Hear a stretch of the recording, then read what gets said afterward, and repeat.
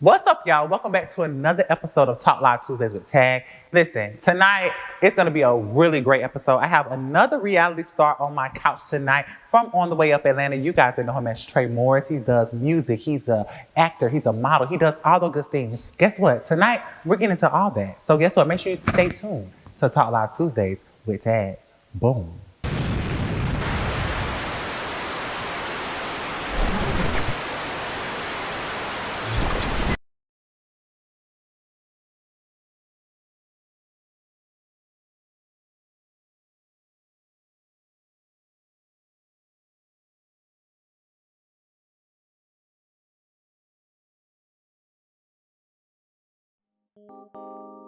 What's up, y'all? Welcome back to another week of Talk Live Tuesdays with Tag. Listen, tonight I'm getting down to all the tea because I have someone from On the Way Up Atlanta, another reality TV star here with me on my couch in my world. Now, you may know him as a singer, songwriter, reality TV star, as I said, and I know him as Trey. So tonight we're going to get into his music, his reality TV guest appearances, and we're going to get into him. Make sure you tune in to Talk Live Tuesdays with Tag. Listen, it's about to be lit.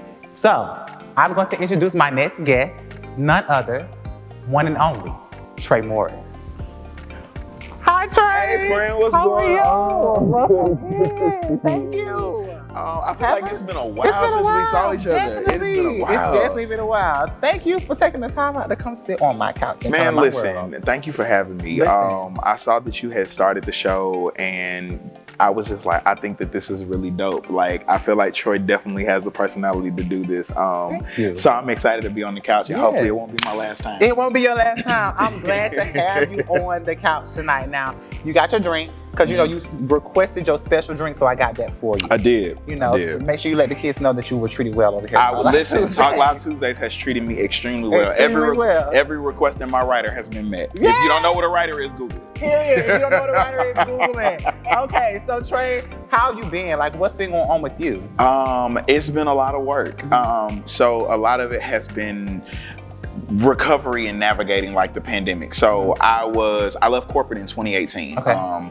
To pursue music and acting full time. And that's what I've been doing since then. And I have no problem letting y'all know that Uber is what I do to supplement that, right? So the pandemic hits. Ain't no Uber because ain't nobody going to work. Acting studios, everything was shut down. So there was no shows being booked. There were no acting roles. There was nothing. So I went back to corporate America, actually to the same company that I left in a different capacity. And it's been corporate, it's been Uber, it's been my album, and it's been just, work. Nothing like nonstop. It's just been work for the last few months. So that's really where my head has been at. Like, yeah, and it's been hard adjusting to the pandemic and adjusting to the new ways of life. It's definitely something new that we're gonna have to get used to. But it's all been going. Right. So I have an icebreaker question for you. Okay. And this question is just going based off of some things that I know about you. Okay. But this question is pretty much just on something I know you can speak on. So how do you feel when people say you can't be bisexual? It's either you're gay or you're straight.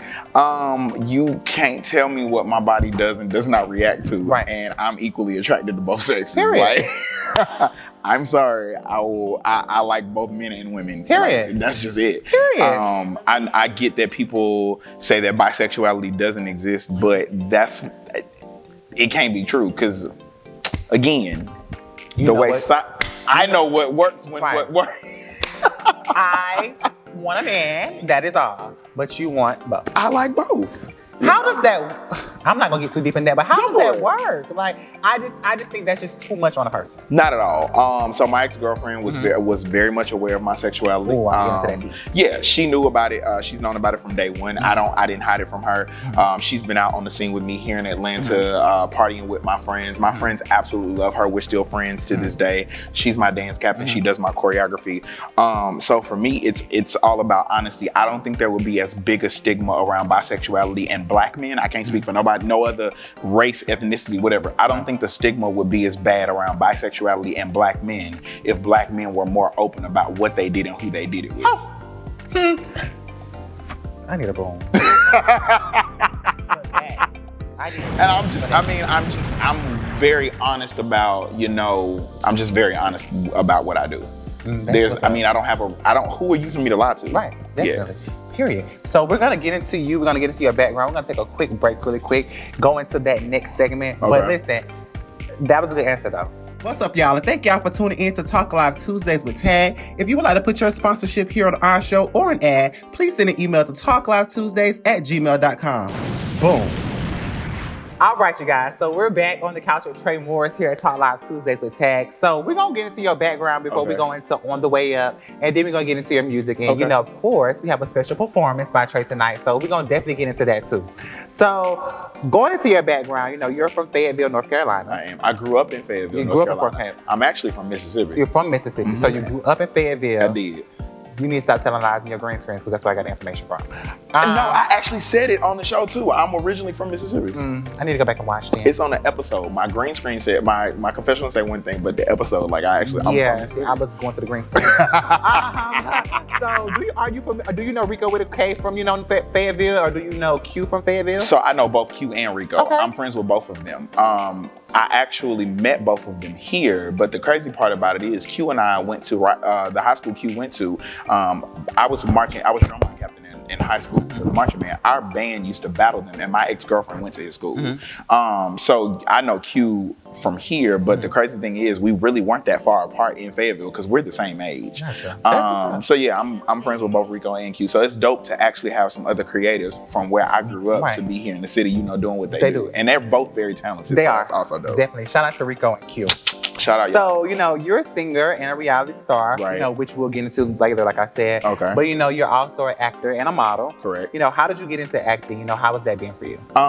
So acting I started with in college, and it actually started with musicals. So I've always been like a big fan of, musicals and that sort of thing. And so like I would just like mimic some of my favorite characters from like different plays. And it started with like Tyler Perry, because like Madea was really big at the time. So I would mimic Mr. Brown and just different stuff like that.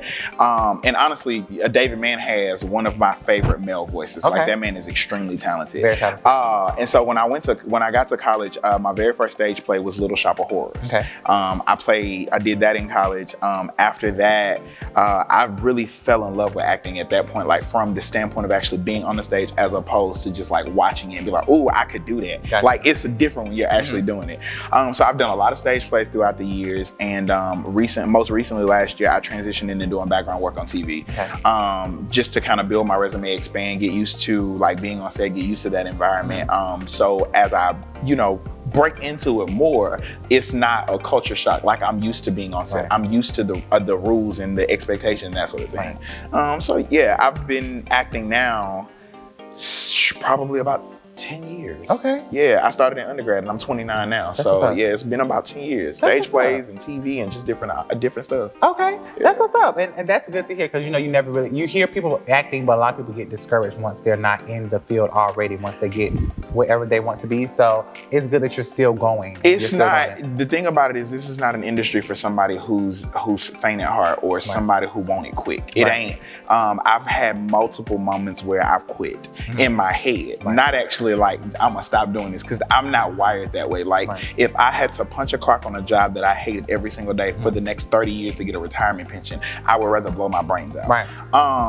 And so I'm just being honest. I do it because I enjoy the job that I do, and it's a means to an end right now to get me where I'm going. But that is not the purpose that God put in me when He created who I am. And so for me, this industry is not about a check or fame or whatever. This is my purpose. I was put on this earth to be doing that. It's just a matter of taking my time, going through my journey, and enjoying my journey and embracing, what comes with going where I'm trying to get to. Gotcha. Definitely. I definitely agree with that. So I was gonna ask you if you were in a relationship. Okay. And you said you're not. I am single. You are single. Yes. So how long were you in that relationship? Me and my ex-girlfriend were together for a year. Total, a year. Right. And so what happened with that? So we did have some communication issues that we were going through, and at the time, my parents actually filed for divorce. So for me, all my life, my parents have been my relationship goals in terms of what I wanted my long-term situation to look like. My parents have been together for 32 and a half years, married for 30.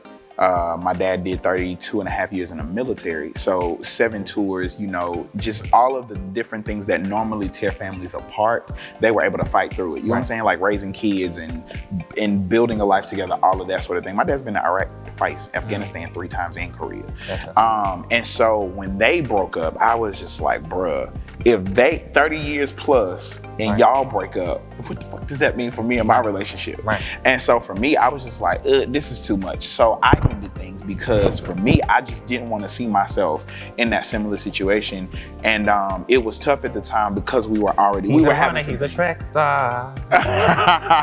It wasn't even about running, bro. It was honestly, it was just like, it was honestly like, yo, if this could happen to my parents, then you know it could happen to me. It can. And so I've been very since then, I've been very jaded about relationships, extremely jaded. You can't let what's going on in somebody else's life, regardless if it's your parents, regardless if it's your sister, brother, cousin. You can't let what goes on in somebody else's life stop you and affect you from doing what you do. Because guess what? You could be missing out on the love of your life because you're trying to decipher and worry about, oh, well, if it's gonna happen, if it's not gonna happen, if it's gonna break up. Ain't no we'll see. Well, see, here's the thing. I said this. Me and my ex-girlfriend are still very great friends, right? And so like I said earlier, she's my dance captain. So when I broke up with her, I took ownership from my part of what played a role in, you know, us not working out at that time. Had nothing to do with what she had going on. So for me, when I took that step away from us and our relationship or whatever, I wanted that space to work on myself, which is what, you know, I've been doing. And so at the end, whenever I feel like I'm in a place where I'm ready to pursue another relationship again, if that's who God has for me, then it's gonna come back around. It doesn't matter what the time frame is. You can only delay what God has planned for you. You can't stop it. And so if I delayed my relationship, okay, cool, but I can't stop what God already has for me. So that's why I was okay with like stepping away. You can't ever miss what's intended for you. Definitely. Okay, well, you know, check me a little piece, check me a little piece. Okay, so going into the next thing, you know, so on the opening of the season, you said that you were expanding your apparel line, you know, and which has your signature tees with the hashtag Team Trey. So, you know, what other apparel are you thinking to add? Like, do you see your apparel line going bigger, or is that something that you want to focus on? I do plan on focusing on it. It is not at the forefront of what I'm working on at the moment. But I do want to do athleisure wear. You follow me on Instagram. I work out a lot. I'm in the gym. We're gonna get to that too.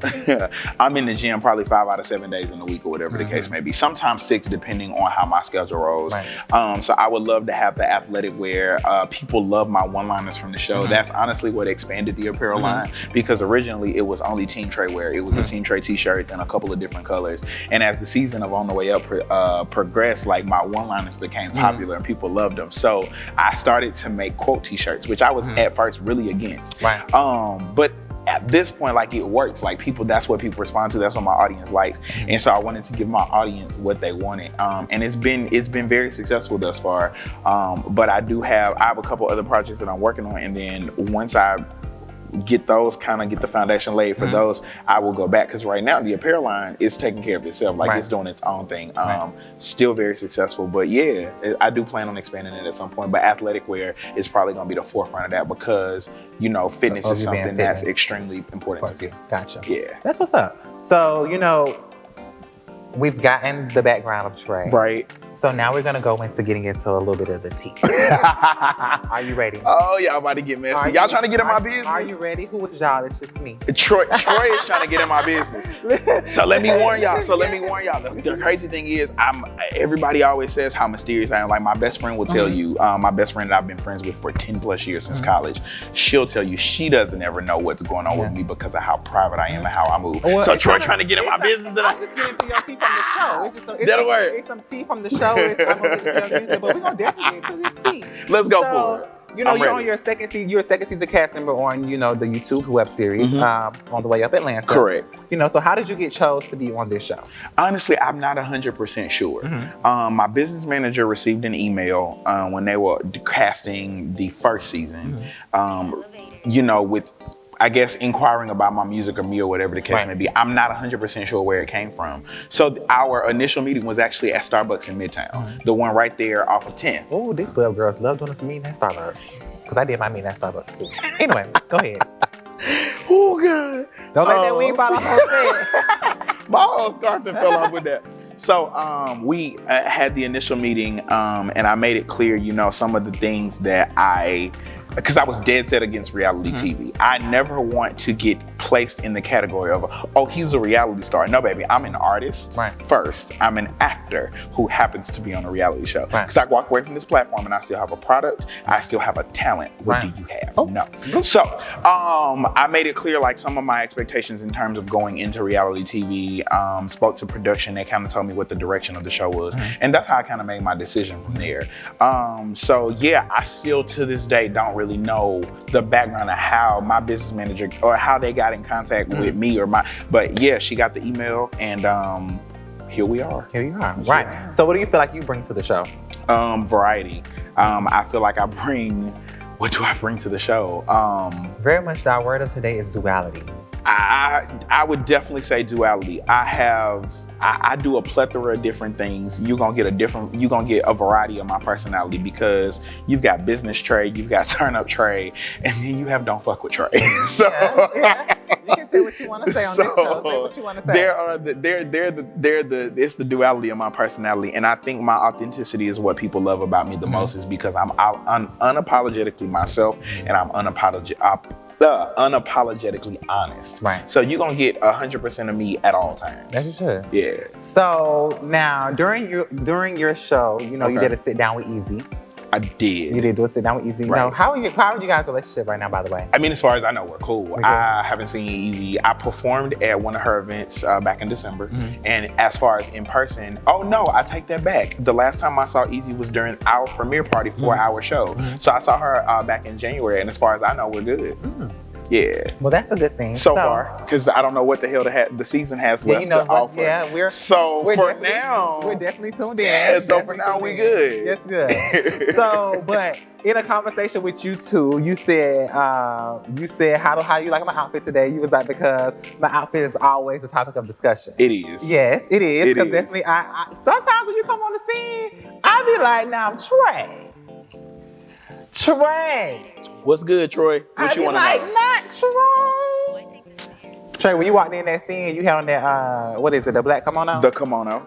I said, oh, it's giving. You were definitely giving duality. You were definitely tapping into your feminine energy. Okay? I wouldn't necessarily say that. Kimonos are extremely popular among European fashion. But it was just the way it presented itself. I said, oh, okay, Trey. I was about to say, maybe that's what it is, because I wear kimonos all the time, and kimonos are... I think it was... And you're a fashion person. Tank top. Maybe that's what it was. It was definitely... I didn't have a tank top. What did you have under there? I had on a full shirt. Like, I had on a U-neck t-shirt. Yeah, it was a U-neck. It was something that made it give me a little feminine vibe. My chest was out, which my chest is always out. So that's nothing new. But you're a fashion person. Your kimonos are extremely popular and have been among European fashion for years. So that's not something that's new. Honestly, it's kind of old. Like, people have been wearing kimonos for years. But every time I wear something, child, I could come in there with a damn suit on and somebody will find something to say about what I have on. Because 9 times out of 10 it's overly tight and you're showing off your body. I don't think that my clothes be overly tight though. I think they fit, but I wouldn't necessarily say that what I wear is overly tight. If I could pull up a video right now. I wish we could. You know what? I mean, somebody got Troy's phone. My Instagram is there. I'll definitely show that to you tonight later on. Before you leave tonight, Please do. I want to pull it up. Please do. I'm waiting for it. I'm waiting for it. So my next question is, now you and Phil the Prince, are clearly going through a rough patch on the show. Okay. We'll go with that. So I think y'all are going through a rough patch. Like, y'all clearly are going at it on the show. Do you think that that's something that can be fixed? Like, because where did that beef stir from? Like, you want me to be honest with you? I feel like that beef stirred from somebody who wanted a moment on reality TV. So they picked the person who everybody had a problem with the previous season. I need a boom. And decided to have a problem with them too. Like, if you want me to be completely honest, bro, like, I'm not even about to hold you. Like, we were dead ass cool before the season aired. I just don't understand where all this fun shade came from. I think that term is absolute bullshit because there is no such thing as fun shade. Actually, I take that back. No, there is a such thing as fun shade. And I'm gonna give you an example because I fun shaded somebody in one of my first interviews. We have another real estate agent who joined our group. We already had a real estate agent. In my very first green screen, because I shaded him last season and was like, you only show like one house. He and I are in a better place now. Right. So in my first green screen, I was like, yo, watch out, Avram. Blue might show more than one house this season. And I laughed about it. Everybody found that to be funny because of what happened last season. That, in my opinion, is fun shade. I think there is a such thing as fun shade. What I don't think is funny is when your very first interview about me, you're shading what I'm wearing. Right. When if I pull my phone out, then your second interview was at my concert, which me personally, this is actually the first interview I've done since that episode aired. And so I haven't actually talked publicly for the most part about that. It meant something to me to have an organization that I have no clue about find me and reach out to me to ask me to perform. You know what I'm saying? On our level, when we get that type of recognition, that's a big damn deal. Especially when you got Black Lives Matter and stuff going on. So for me to do something that I felt like was extremely empowering, not only to the Black community, but the Black queer community, because you have a Black queer creative doing something like this on a national platform, because it was streamed nationally. Why the fuck would you shade me talking about I'm using Black Lives Matter as a way to clout chase my music? Are you dumb? Yeah, it sounded like a moment to me, but who am I? It was a fucking moment because I can't. And he was like, why would you choose love song? He said something about the song choice. And I was thinking back on the first concert that pops in my head is the Democratic concert that Beyonce and Jay-Z gave for Hillary Clinton. Beyonce did all types of music during that show. She did her whole album, right. And so my thing is, any artist that's ever performed on a national level for any type of event, there's at least one or two song selections that relate to the topic or the event, but everything else is the original music. So I just felt like that was extremely tacky, and I felt like it was extremely messy, and I don't fuck with that because we were cool before the show. So why would you go on TV and try to create a moment off of me? If you don't have a storyline, just say that. Can I get a boom for that?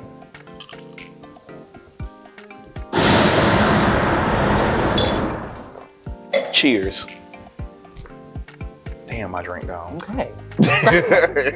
Now, outside of reality TV, you made an appearance on Star Speed Valley. Right. How did that come about, for you? Like, because that's a big thing. That's a big deal. It was pretty dope. So, a friend of mine. Because you was in that throwing money. Listen, I was throwing that Skrilla, as Uncle Clifford calls it. So a friend of mine had done Boomerang season 1, and I reached out to him because one thing about me, I don't have no problems. I'm not that person who's too grand to reach out to figure something out. And so my thing is, okay, cool. This is somebody I'm cool with. This is an acquaintance of mine, and he's doing what I'm trying to do. Let me send that message real quick and reach out. And that's why it's important that you never know who you meet, who you encounter, and how you treat people. So just be aware how y'all treat people when you meet them, no matter what capacity they come in your life. So I hit him up. He was like, yo, this is what I did to get on Boomerang. I'm gonna send you the information for it. So he sent me the casting company that did it. I submitted my information and they booked me. And I ended up literally on the entire season. We filmed they started filming in March. I joined March, April. I started in May. I started filming with them in May, and we filmed all the way through August until we finalized the season. Wow. Bro, we would have like 12, 15-hour days on set. Like, I remember one specific night, we checked in about 5:30. We left at 5:30 the next. They wrapped us at 5:30 a.m. So we checked in at 5:30 p.m. We wrapped at 5:30 a.m. And honestly, that was because somebody had passed out. Wow. But when I tell you, 12 to 15 hours on set compared to 8 hours on corporate. Send me over there. Send me the set. Send you the set. Yeah, absolutely. Of course, every time. It hit different. Every time hit different always. Trust me, that's why I like being on my set. This is my good energy. It's your sanctuary. This is my sanctuary, my time where I feel the best. And it ain't work for you. Like, you chilling, right? I'm chilling, I'm doing what I do. So now that we wrapped up on the way up, Ooh, what's up? Oh. I'm gonna save that for the hot seat. You sure? Okay. I'm gonna save that for the hot seat. So we wrapped up on the way up Atlanta. Okay. We're gonna get into your music. So we're gonna take a break. We're gonna let you refill your cup, and then we're gonna get into Trey Morris, the singer. Let's talk about it. Let's talk about it. Hi everyone, and thank you for tuning in to Talk Live Tuesdays with Tag. If you would like to put your ad or be a sponsor for our show, please send an email to talklivetuesdays@gmail.com. Thank you. All right, you guys, welcome back to Talk Live Tuesdays with Tag. I'm on the couch with Trey Morris. Trey, how you feeling? Yo, I'm feeling good. He ain't asked me nothing too bad yet, so I don't know what the hell's coming. But right now I'm good, y'all. Oh, don't. I'm hanging out. Hey, I'm Don't hanging sleep. out with the homie, so I'm good. That's Man, what's up. Troy is the homeboy. Yes, I'm glad to have you here. So we're gonna get into your music. Okay. You know, that's really the reason why we brought you here, really to get into your music. You know, you just dropped an album, all those good things. So we're gonna get into all of that. Are you ready? I am. All right, That's my baby. Let's do it. That's my baby. So of course, you know, you're on the way up, I am. going after your music career. I am. So when did you start pursuing music? When was your Professionally or just period? Just period. I've been singing since I was a kid. So I originally started out playing drum set. So I'm a drummer by trade, and a lot of people don't know that about me. I started playing drum set. I'm a church boy. I grew up Baptist, Southern Baptist at that. I've been playing drums since I probably was 7, 8 years old. And then I joined the youth choir, and it's been on since then. Like, I've always wanted to be a singer, be an entertainer.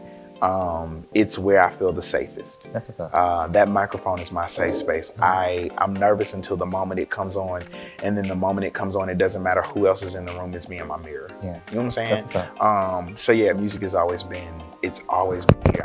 That is clearly, I don't have a shadow of a doubt. That is why God put me on this earth. I'm not meant to do anything else but to minister to people through music. And when I say minister, I don't mean I have to sing gospel to do that, because some of our favorites minister without ever having Right. Fantasia, one of them. Yeah. Definitely. So that's my purpose. I'm here to do music, and I'm here as a example of my journey for other people who might be going through the same thing I'm going through, to help them realize that there's more on the other side of what they just see. Right. You know what I'm saying? So, Definitely. yes. And I can attest to that. Yeah. So when did you start taking like your music career seriously as far as professionally? Professionally was after college. So I made a deal with my parents that I would go to college, get my degree, so I would have a backup plan. And then after that, I would pursue it. Yeah. So, and I was completely fine with that, because me, I don't do well with being broke. Right. don't we all? I grew up a certain type of way. My parents provided a certain lifestyle for me and my brother, and so I don't do very well with being less than the capacity that I'm used to. So went to undergrad. After I graduated, I was full-time at Verizon as a sales representative in a management program with them. My business manager walked in one day because the brand new phone she got had completely died on her. I have booked a runway show, and me being me, I talk too much sometimes. I wouldn't necessarily say talk too much, but I never meet a stranger. Right. I can always find something in common with anybody I encounter. You know what I'm saying? So we met, and I told her about the fashion show, and she goes, "Oh my God!" Literally, I can see it in my head. She goes, "Oh my God! Well, I do everything entertainment," and she hands me her business card. So I invited her to my fashion show. She wasn't able to make it, and then later that week we had a meeting at Steak and Shake, no less, in Charleston. And it's been up since then. We've been working together now since 2014 is when we met. Okay. And she stuck with me through thick and thin, man. Like, I've been pursuing this full time since 2014, like professionally, I should say. That's what's up. Yeah. That is what's up. So what is the first single like you've ever dropped? Like not on from your album, but like what's the first song that you put out there and you were just like, okay, I'm going to let this go and see like where it takes me, like see what people feel about it. I have a single called Deeper, and it's still on YouTube as a matter of fact. But it was the very first song I wrote. It was the very first song I recorded. It was at my homeboy's house. He produces music. It was at his home studio in his house is where I recorded it at. And it was the first time I'd ever wrote a song. And the song is actually about sex. No less. But yeah, my very first single is called Deeper, and it came out in 2015. Okay. So the only place right now that people can find it is on YouTube until I take it down. Okay, I'm gonna have to go check that one out. We actually did listen to a few of your songs before we came into the studio today. Okay. So, what y'all think? That's what I want to know. We were vibing. It was definitely a vibe. Thank y'all. It was definitely a vibe. Thank y'all definitely so a vibe. much. I like the honesty, baby. That's what I be wanting to know. So, your first song, well, no, I'm not gonna go there first. Okay. You dropped your album. Correct. January 8th. January 8th. Right. Subconscious. Yes. How was that for you? Define how was that? Which part of it? Like just the album, putting it out, like letting the world see your baby. So it was kind of surreal at when it first happened. Like the night it came out, I was extremely stressed out. My release party was the very next night. I had to cancel my release concert. I had the album release itself got pushed back. Like there was just a bunch of different aspects. Right. And I just have some really amazing people in my life who love and care about me, who stepped up and was just like, we need you to chill out and we got this. So there were Carl and Darius actually were the two who stepped up and made sure that my release party, I've never been at an event where I can say everything went off perfectly. I didn't have to lift a finger for anything. My friends came through in a way that I can't even explain to you, and made sure that my release party, my listening party, my interview, everything just came out perfectly. So it didn't, what made it reality for me is when I got a phone call, because I worked the day my album came out. So I'm at work and I'm on the phone with a customer, my phone rings on FaceTime, my homeboy Carl, you know Carl. I know Carl. Yeah, so Carl calls me on FaceTime. Hi Carl. Hey Carl, shout out to the corporate mouth. Carl was like, how does it feel to be a chart topper artist? And I was like, bro, I don't know, because I haven't like checked iTunes. I don't know what my status is. He was like, no, I'm telling you, how does it feel? So I put my customer on hold, y'all. And to check your status of your album, as you should have, because I would have done the same exact thing. I put my customer on hold, and I was like, Carl, you're lying, like send it to me. So he sends me the screenshot. And at the time, it was at when I first entered the charts, I was at 86. Then by the time he sent it to me, I had made it to 72. By the time I got online to check it myself, it had hit 54. Okay. So we charted out, we topped out at 54. I stayed in the top 100 all weekend. At one point, we were above Anita Baker, James Brown, and Jhené Aiko and The Weeknd. And y'all know by European standards, The Weeknd is the voice of R&B. Like he's the standard. So for me to top him in any capacity, so I had a whole, like, I think I got in trouble for that call, y'all, because I broke down in my living room crying on the phone with my best friend. That's when it became reality for me, because I had been working on my project for 5 years. It took me 5 years to put this out. Well, I mean, here's the thing. A lot of people are putting out songs. Not a lot of people are making music. Not a lot of people are creating bodies of work. And I wanted to do it at the level to where people would appreciate not only my talent, but my story and what I wanted to tell. And so I took my time and I paid for it out of my pocket. It wasn't nothing. It was me putting into this.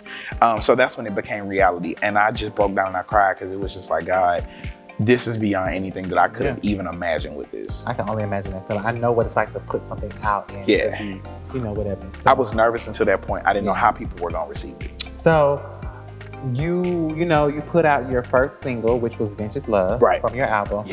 How do you go about picking the first single you're gonna put out? This was very easy, actually. So Subconscious is about a love story. Subconscious is about the perfect love story, and it's about what a person as a child dreams that their love will be like. And I don't mean their love like, oh my God, my favorite color. I'm talking about the type of love that you see from your grandparents after they've been together for 60 and 70 years. I'm talking about the type of love when you see partners on the news because this person died and that person died 10 minutes later because they were so this project was about telling that type of love story, because for those who don't know, I'm an extremely hopeless romantic. Same. I believe in dating. I believe in like sending mushy text messages.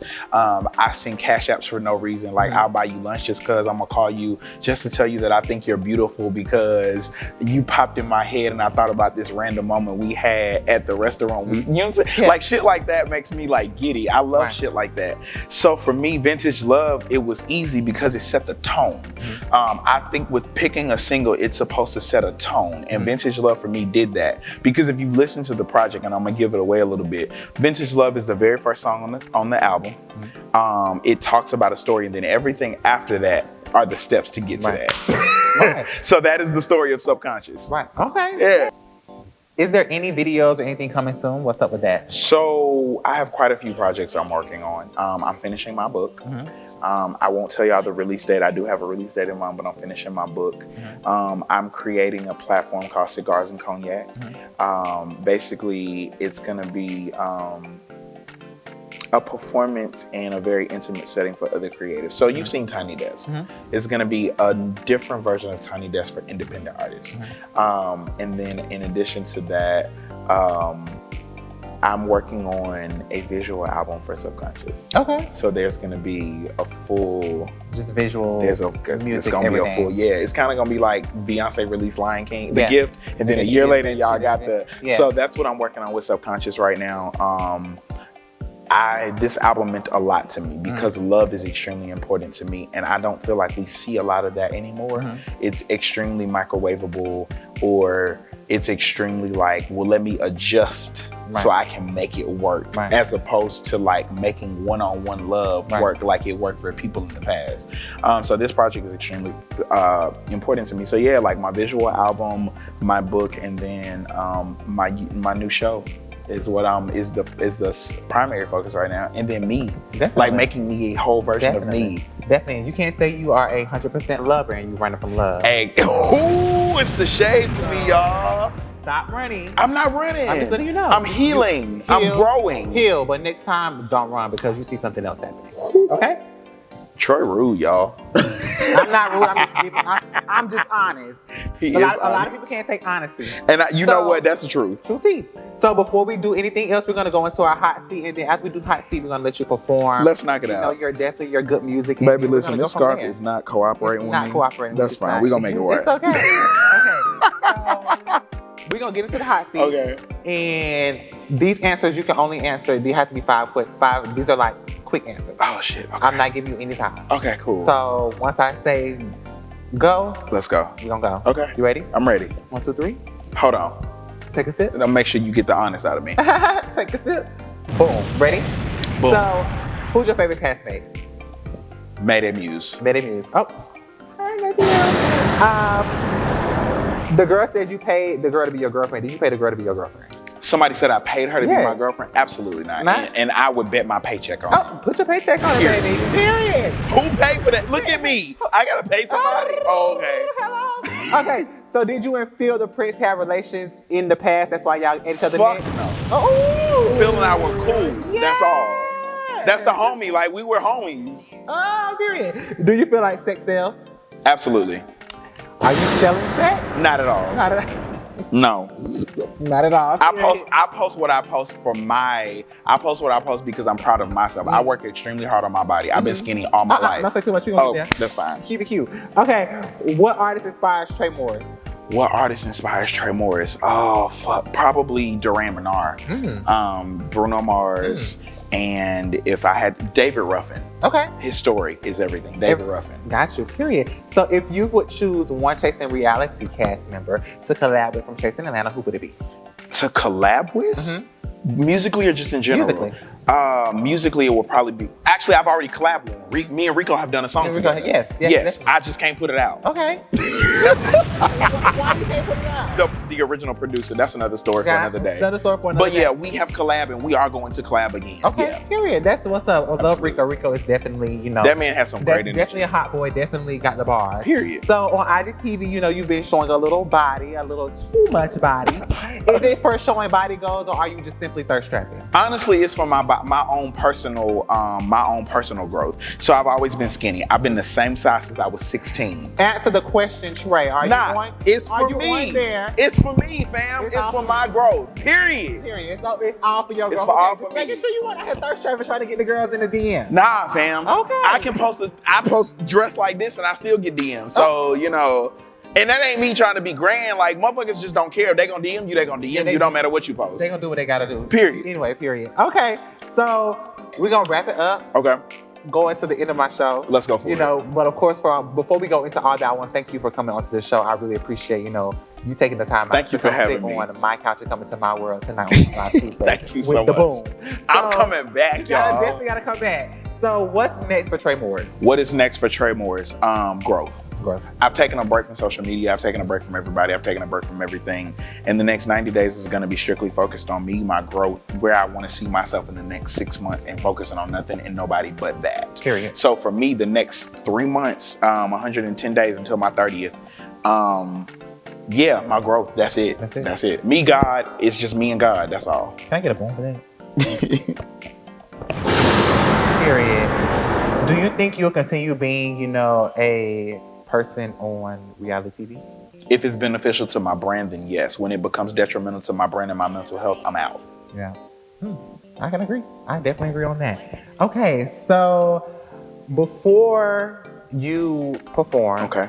you know, here on Talk Live Tuesdays, we like to encourage my audience. Yes. So I want you to give some encouragement to those people that are singing, that are acting, that are trying to get where you're at and trying to build that platform for themselves, but sometimes get discouraged.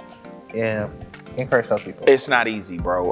Let me be honest with you. I'm Christian. I grew up Baptist. I'm very matter of fact about that. So it's me and God, it's me and my Savior Jesus Christ. Let me explain something to you. Joseph was kidnapped because of a vision God gave him as a child. He was sold into slavery. Job lost everything but his life. And I literally mean everything but his life. If this is what God has put you on this earth to do, you stick with it. You don't give up. It doesn't matter the trial. It doesn't matter the tribulation. The tougher it gets, the bigger the blessing. I've had to be reminded of that myself because over the last couple of months, it's probably been the toughest that I've ever dealt with.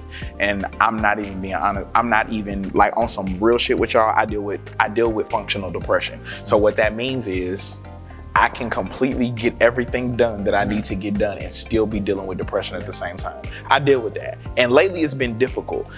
It's hard being in your house by yourself when you working. And I don't mean by yourself as in I ain't got nobody. I mean, I work from home. Right. So people are like, oh yeah, work from home. Yeah, until it's like you're trapped in you like all the fucking.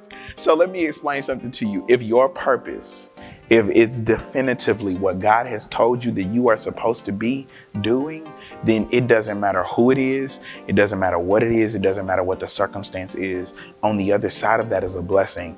And you have to be careful who you share your gifts and stuff with. Joseph is a prime example of that. He told his brothers about a dream where they would be worshiping him and they sold him into slavery. But the truth of the matter is that dream came to reality. So God didn't give them your vision.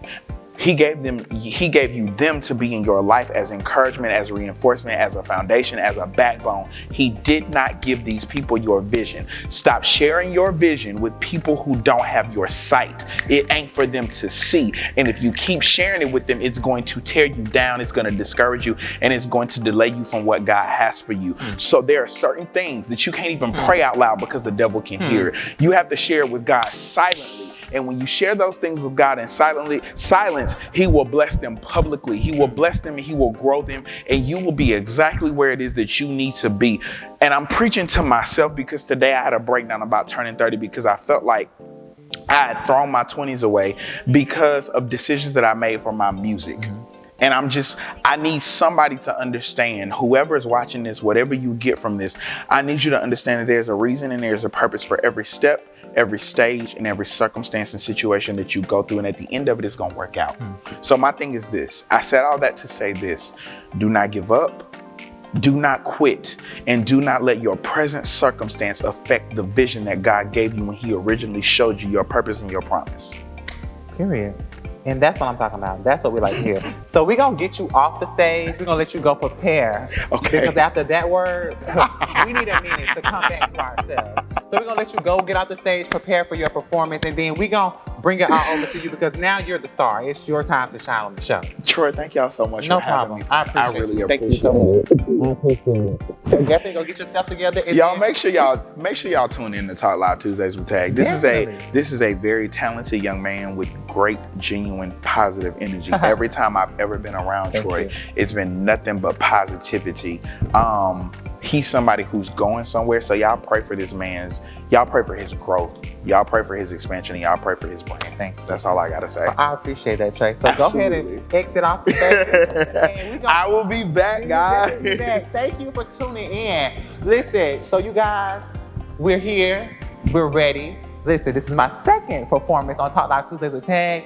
This is about to be lit. We about to give Trey the stage. We about to let him do his thing. So make sure you turn up your TVs, get ready because Trey Morris is going to hit the stage.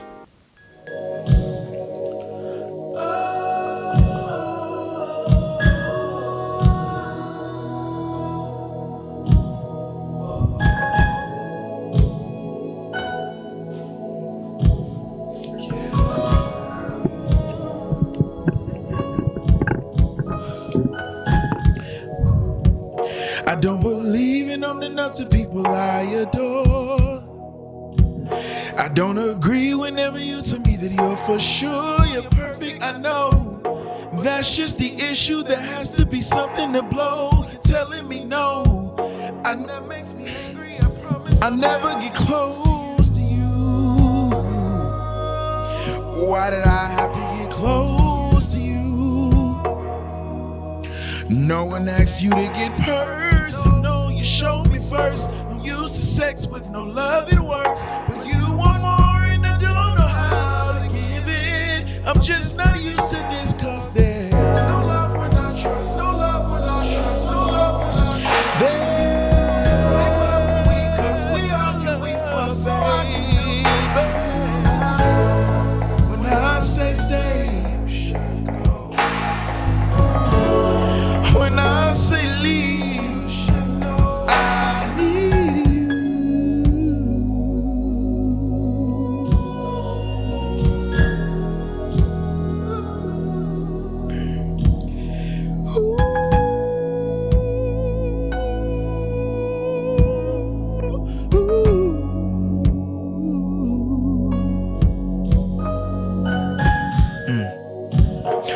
See, I play with fire 1,000 times, but you touched my heart and I don't know why. You forced me to see the side of a person that I can't be trusted to be. I'm facing defeat. I knew that I shouldn't have let down my guards to get close to you. Why did I get close to you? You showed me first. You used to sex, love it work. But you want more and I don't know how to give it. I'm just not used to this. No love when I trust, no love when I trust. There's no love, baby. We argue, we fuss, so I can feel. I'm tired of the back and forth. Baby, I need you. You should know I need you. No love when I trust, no love when I trust, no love when I trust you. Make love when we cuss, we argue, we fuss, so I can feel close to you. Love me, please. When I say stay, you should go. Love. When I say leave, you should know I need you. What's up, y'all? And thank y'all for tuning in to Talk Live Tuesdays with Tag. If you would like to put your sponsorship here on our show or an ad, please send an email to talklivetuesdays@gmail.com. Boom. Hi, you did really good. Yes, you did really good. Sure, I love you. Thank you so much. Thank you. Real quick, let me. You know, got to perform and then try to keep my microphone and stuff. But no, so I just want to say thank you for coming on to my show. I have a special gift for you. I'm going to give it to you as we, get ready to walk. Matter of fact, can someone give me Trey's gift? Please. I'm going to give you this gift on behalf of Talk Live Tuesdays. I definitely want to say thank you so much. Thank you. I want to say thank you so much for, coming out and actually being a part of my show. And, you always welcome back, and you just make sure you tune in. Make sure you tune in. You guys, thank you for tuning in to Talk Live Tuesdays with Tag. Listen, we have Trey Morris here on the set. He did his thing tonight. I did my thing tonight. You already know what it is. So, Trey Morris, Touched by Tag, it's Talk Live Tuesdays. Make sure you stay tuned. Boom. Boom.